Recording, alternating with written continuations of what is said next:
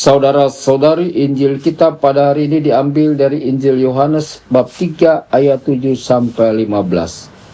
Dalam percakapannya dengan Nikodemus, Yesus berkata, "Janganlah engkau heran karena aku berkata kepadamu, kamu harus dilahirkan kembali. Angin bertiup kemana ia mau, engkau mendengar bunyinya, tetapi engkau tidak tahu dari mana ia datang atau kemana ia pergi. Demikianlah halnya dengan tiap-tiap orang yang lahir dari roh." Nikodemus menjawab katanya, "Bagaimanakah mungkin hal itu terjadi?" Jawab Yesus, "Engkau adalah pengajar Israel, dan engkau tidak mengerti hal-hal itu. Aku berkata kepadamu, sesungguhnya kami berkata-kata tentang apa yang kami ketahui, dan kami bersaksi tentang apa yang kami lihat. Tetapi kamu tidak menerima kesaksian kami. Kamu tidak percaya waktu aku berkata-kata dengan kamu tentang hal-hal duniawi. Bagaimana kamu akan percaya kalau aku berkata-kata dengan kamu tentang hal-hal surgawi? Tidak ada seorang pun yang telah naik ke surga selain Dia yang telah turun dari surga, yaitu Anak Manusia. Dan sama seperti Musa meninggikan ular di padang gurun, demikian juga Anak Manusia harus ditinggikan, supaya setiap orang yang percaya kepadanya beroleh hidup yang kekal."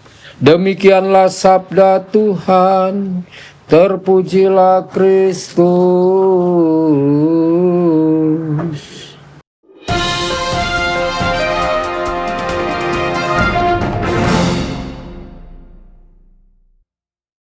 Dalam nama Bapa dan Putra dan Roh Kudus, amin. Saudara dan saudari terkasih dimanapun Anda berada, jumpa lagi dengan saya Romo Tedens dalam saluran Warta Kabar Sukacita.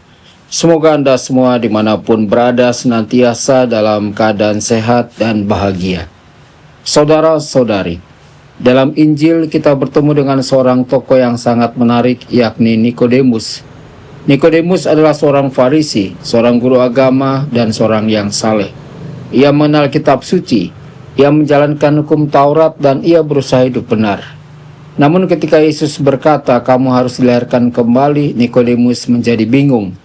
Ia bertanya dengan jujur, bagaimana hal itu bisa terjadi? Pertanyaan itu sebenarnya adalah pertanyaan kita juga. Kita datang ke gereja, kita berdoa, kita berusaha hidup baik, tetapi seringkali kita tetap merasa lemah. Kita masih jatuh dalam dosa yang sama, masih mudah marah, masih sulit mengampuni, dan masih gelisah menghadapi hidup.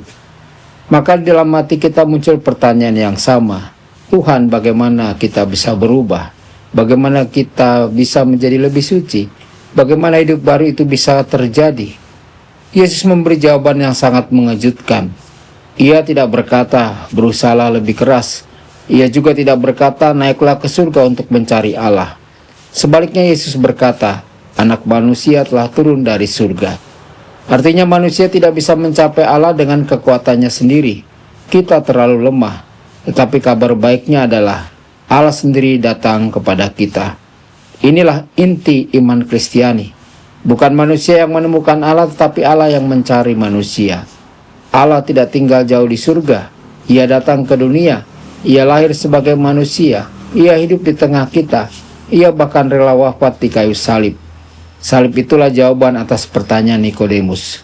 Saudara-saudari, Yesus mengingatkan kisah di padang gurun. Ketika bangsa Israel digigit ular berbisa, Allah memerintahkan Musa meninggikan ular tembaga. Siapa yang memandangnya akan sembuh.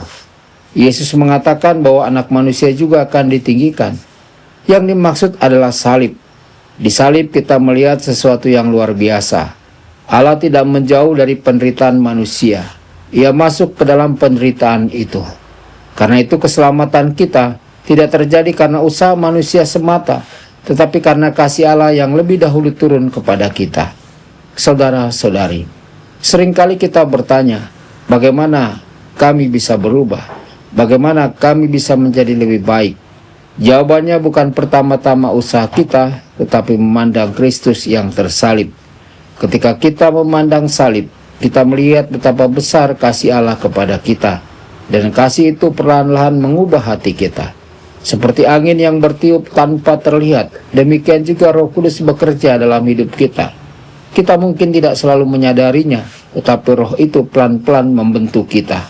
hari demi hari, langkah demi langkah. Karena itu, kita tidak perlu putus asa. Jika hari ini kita masih lemah, datanglah kepada Kristus. Jika hari ini kita jatuh, pandanglah salibnya. Jika hati kita gelisah, ingatlah bahwa Allah sudah turun dari surga untuk kita. Dan disitulah kita menemukan jawaban atas pertanyaan Nikodemus, bagaimana keselamatan terjadi?